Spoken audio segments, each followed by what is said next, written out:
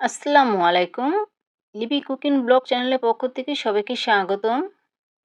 ঘরে থাকা উপকরণ দিয়ে এই অতি সহজে এই নাস্তাটি বানানো যায়। আজকে যে নাস্তাটি আমি বানিয়েছি সেটা বিকেলের নাস্তা অথবা বাচ্চাদের টিফিনে।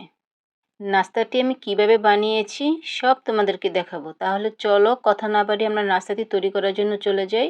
যে রেসিপিটা বানাবো সেটা হচ্ছে পাউরুটি দিয়ে পুলি পিঠা। তো পুলি পিঠার ভিতরে যে পুরটা দিতে হবে সেটা প্রথমে আমাকে আগে রেডি করতে হবে। তো এখানে গরুর মাংস নিয়েছি। তো এই গরুর মাংসটা খেতে চায় না, সে গরুর মাংসটা ফেলে দিবে। আমি কি করেছি, সেই গরুর মাংসটা দিয়ে এই রেসিপিটা তৈরি করে ফেললাম। 4 থেকে 5 পিস গরুর মাংস নিয়েছি। তো এখন আমি এটাকে ভালো করে চটকিয়ে নিব। গরুর দানা যে ভাব থাকে সেটা আলাদা হয়ে যাবে। হাতের সাহায্যে সেগুলো আমি চটকিয়ে নিয়ে দানাগুলো আলাদা করে ফেলতেছি। এই গরুর মাংসের সাথে আমি যা যা অ্যাড করব তা হলো পেঁয়াজ কুচি নিয়েছি, আর পেঁয়াজগুলি নিয়েছি একদম চিকন চিকন করে কেটে নেওয়া। তার সাথে নিয়েছি আমি কাঁচামরিচ। কাঁচামরিচ নিয়েছি এখানে আমি প্রায় 4 থেকে 5টা। তার সাথে নিয়েছি আমি ধনেপাতা কুচি। এখন আমি কাঁচামরিচ ও পেঁয়াজ কুচি তার সাথে ধনেপাতা কুচি গরুর মাংসের সাথে ভালো করে মিক্স করে নেব। এখন আমি স্বাদ মতন লবণ দিয়ে দিব।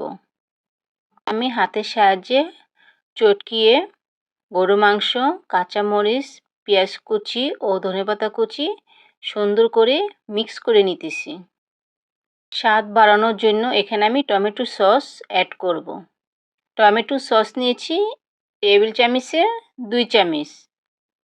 গরুর মাংসের সাথে হাতের নাড়াচাড়ায় মিক্স করে ফেলব। পুলি পিঠার পুর রেডি হয়ে গেছে। এখন আমি পাউরুটি রেডি করব। তাহলে চলো দেখি পাউরুটিটা আমি কীভাবে তৈরি করি। এখানে আমি পাউরুটি নিয়েছি প্রায় 8 থেকে 10 পিস। আমি ছুরির সাহায্যে পাউরুটি যে সাইডের অংশগুলো সেগুলো কেটে আলাদা করে ফেলব। আমি সুন্দর করে সাইডের অংশগুলো আলাদা করে ফেলেছি। আর এই সাইডের অংশগুলো আমি ফেলে দিব না, এটা দিয়েও আরেকটা বিকেলের নাস্তা তৈরি করে ফেলব। সেটাও তোমাদেরকে দেখাবো, আমার চ্যানেলের পাশে থাকো। এক এক করে সব পাউরুটি আমি এইভাবেই সাইডের অংশগুলো কেটে আলাদা করে ফেলব। একসাথে আমি পাউরুটি কাটতে যাব না, তাহলে কাটাটা সুন্দর হবে না, সাইডের অংশটা আঁকাবাঁকা হয়ে যাবে। এই কারণে আমি এক এক করে কেটে নিচ্ছি। আমার কাটা হয়ে গেছে সাইডের অংশ।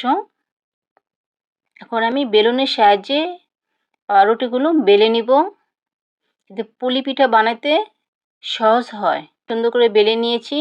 এখন পাউরুটিটা খুব পাতলা হয়ে গেছে, তোমরা এভাবেই বেলে নিবে। আমি এক এক করে প্রতিটা পাউরুটি বেলে নিয়েছি।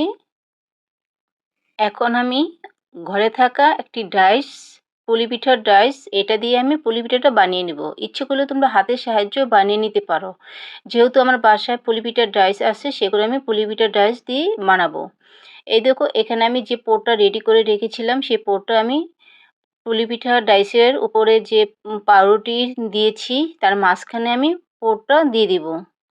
আমি সাইডে পানি দিয়ে দিব, যাতে এই পাশ আর ও পাশ আঠার মতন লেগে যায়। আর এই পোরটা ঝাল, টক, মিষ্টি, খেতে অনেক মজাদার।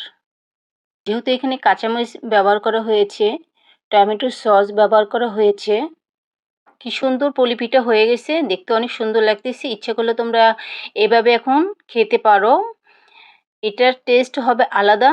আর যখন আমি তেলে ভেজে নিব ওইটার টেস্ট হবে আলাদা। পুলি পিঠাটা হবে ঝাল, টক, মিষ্টি পুলি পিঠা। এক এক করে সবকটা পুলি পিঠা আমি বানিয়ে ফেলবো।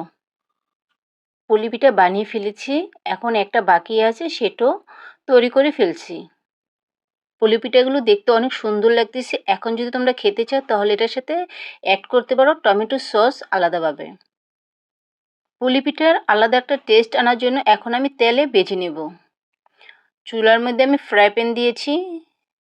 ফ্রাই প্যানে আমি তেল দিয়েছি, তো মিডিয়াম তেল দিয়েছি, বেশিও না কমও না। তো মিডিয়াম তেলের মধ্যে আমি পুলি পিঠাগুলি ভেজে নেব। তেলটা যখন হালকা গরম হয়ে আসবে তখনই আমি পুলি পিঠাগুলো দিয়ে দিব। এখন আমি পুলি পিঠা তেলের মধ্যে ছেড়ে দিয়েছি। এর মধ্যে চুলার আঁচটা কমিয়ে দিতে হবে, তা নাহলে পুলি পিঠাগুলো পুড়ে যাবে। এক এক করে পুলি পিঠা আমি দিয়ে দিয়েছি। এখন আমি পুলি পিঠাগুলো উল্টিয়ে নিব।